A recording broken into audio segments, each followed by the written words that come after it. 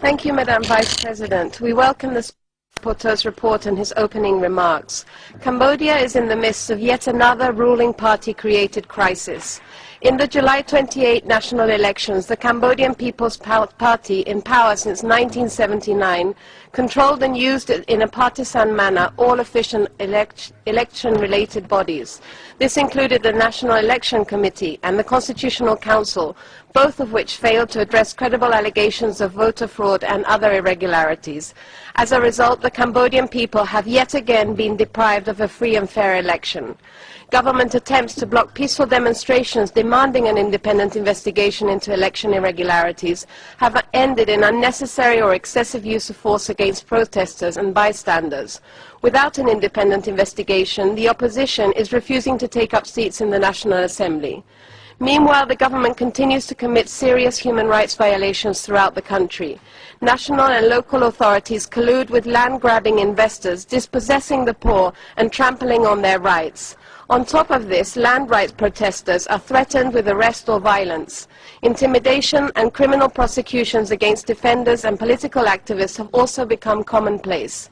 The Khmer language media is almost completely controlled by the ruling party. The government has made no progress in addressing impunity that has characterized the administration of Prime Minister Hun Sen over his 28 years in power. Today, the Supreme Court has reheard the case against Bon Sam Nang and Sop Simon, two men who were wrongfully convicted and imprisoned for the 2004 murder of Labour leader Chia Vichir.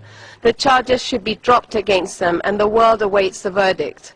We call on the Human Rights Council to continue its scrutiny of Cambodia's precarious and worrying human rights situation and renew the Special Rapporteur's mandate for 2 years. Thank you, Madam Vice President. Thank you. I give the floor next to the International Federation for Human Rights Leagues. Madam Vice President, Mr. Speaker, FIDH and its member organizations, Ad hoc and Licado, are deeply concerned about the ongoing, serious and systematic violations of land and housing rights, the intimidation and harassment of Cambodian human rights defenders, and the stifling of independent voices. Land grabbing and illegal forced evictions continue unabated. Evictions are carried out without due process, and those who protest are targeted by the authorities. Land rights activist Yon Bopha, who was pivotal in the protests of the Bangkok Lake community in Phnom Penh, was convicted on trumped-up charges. September 4th marked the first anniversary of her detention. Human rights defenders, NGO workers, activists and journalists continue to be subjected to threats, intimidation and harassment. Peaceful protesters face intimidation and violence. The lack of an independent judiciary makes it possible for the authorities to target independent voices and critics, and impunity is widespread. There are still no suspects for the murders of environmental activist Chut Wuti and of journalist Hang Sere Udom. Mr. Special Rapporteur, your successive reports highlighted the systematic nature of human rights violations in Cambodia, and your last report stressed the very poor performance of the Cambodian government in promoting and protecting human rights. With regard to electoral reform, none of your recommendations has been implemented, leading to contested election results. The authorities have used excessive lethal force to suppress the last series of protests by opposition supporters, and no later than 3 days ago, law enforcement officials looked on as thugs attacked a group of protesters, reporters and photographers. Given the situation on the ground and disturbing developments such as blatant lack of cooperation by the government, who even launched a smear campaign against you, Mr. Special Rapporteur, the Human Rights Council should adopt a strong resolution reflecting the issues, concerns and lack of progress you identified. We call on the Council to renew your mandate for a period of at least 2 years. I thank you. I thank you. I give the floor next to International Catholic Bureau. Madam Vice President, Special Rapporteur, in Cambodia, serious human rights abuses continue to be perpetrated, including forced evictions and attacks against civilians and activists. Last year, Human Rights Now conducted a fact-finding mission to investigate the land grabbings in Kratchie, Bangkok Lake, and Borei Kela in Phnom Penh. We found forced evictions in the 3 cases. There were no legal grounds, and these constituted violations of land rights. Although the government declared a moratorium of economic land concessions, these land concessions continue to be authorized in 2013, and most farmers still do not have land titles.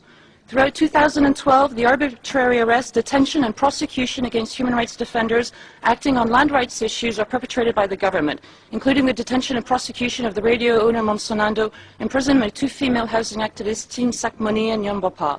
Ms. Bopa has been in jail for over 1 year now. We also witnessed the police and military use violence against civilians, resulting in the killing of a 14-year-old girl in Karachi last year and of a young man in the course of the post-election protests this month. These violations have been normalized in Cambodia. We express grave concern over the human rights situation and request the Council to extend the mandate of the Special Rapporteur. We urge the Council to closely monitor the situation and strongly urge the Cambodian government to end violence against civilians, to enforce evictions and attacks against human rights activists. Thank you. That was the speaker from Human Rights. Now I give the floor next to the distinguished representative from Amnesty International. Madam Vice President, Amnesty International is concerned with the deteriorating situation of human rights defenders in Cambodia and by the role of the justice system in restricting their work. As the Special Rapporteur highlights, quote, judges continue to use the provisions of the Criminal Code against human rights defenders, unquote. Housing rights activist Yon Bopa has been in prison since September 2012, convicted on spurious grounds after an unfair trial. The courts continue to allow impunity for perpetrators of human rights violations, including against human rights defenders Born Saman and Suk Sam Un, who remain imprisoned as scapegoats for the killing of union leader Chea Vichea in 2004, while the real killers have never been brought to justice. As the Special Rapporteur notes, there has been little progress in managing the land crisis, with economic land concessions and urban development leading to forced evictions and land disputes. Following Cambodia's recent national election, Cambodia's political future is unclear. We welcome the public commitments to implement human rights reforms made by both of the main political parties. Increasingly, Cambodians call vocally for changes, including a justice system that protects their rights. We recommend that the Special Rapporteur prioritize judicial reform, following the framework set out in his report to the 15th session of the Human Rights Council in 2010, and beginning with a call for the release of all those who have been convicted and imprisoned unfairly. The Special Rapporteur should also pursue with the government necessary reforms related to the land crisis, including ensuring the provision of legal remedy for those displaced.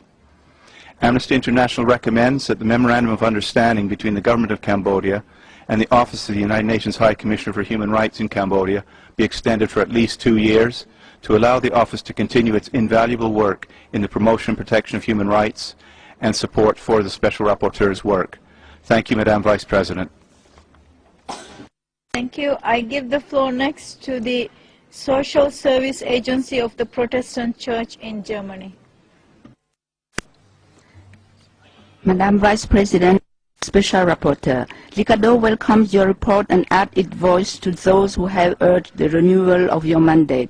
There is a great deterioration in the human rights situation, and we are increasingly alarmed by the treatment of human rights defenders.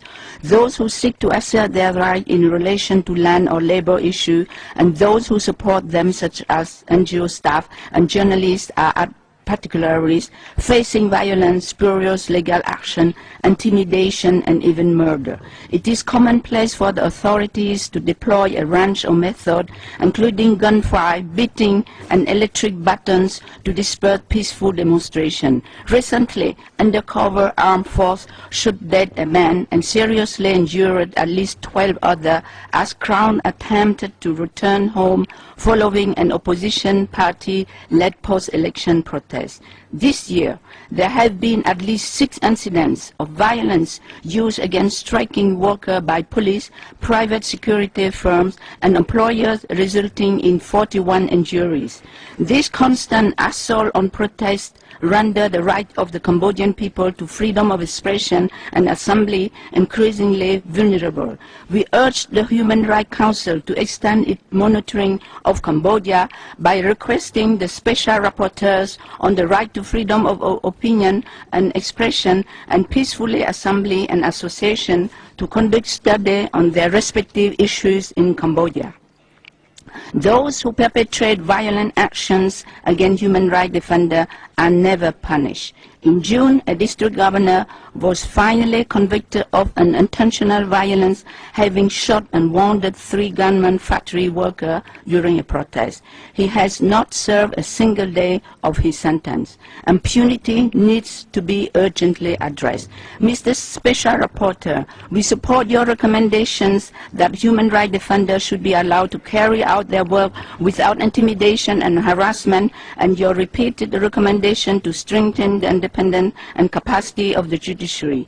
Further, we call on the Human Rights Council to urge the Cambodian government to conduct serious investigation into threat and attack against human rights defenders and to prosecute those responsible for human rights violations. Thank you very much for your kind attention.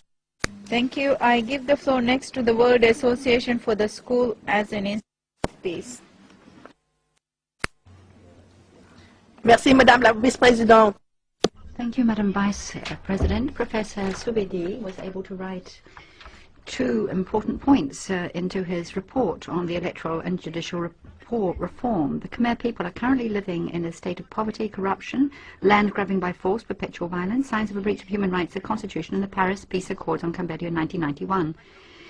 The majority of the Cambodian people have expressed their desire for change. They clearly expressed their desire to get rid of the yoke of the same authoritarian government for the past 3 decades. On this occasion, an already flawed electoral system was compounded by a rigged election and manipulation of results. These frauds have angered the Khmer people, and this has resulted in huge demonstrations worldwide to demand justice. As the world has seen, the government responds with repressive measures, such as the use of armed security forces with the support of armored vehicles and guns to frighten the population. Despite the 300,000 petitions to implore the king to postpone the inauguration of the 5th legislature of the National Assembly, they were not allowed to present them until yesterday, September 23.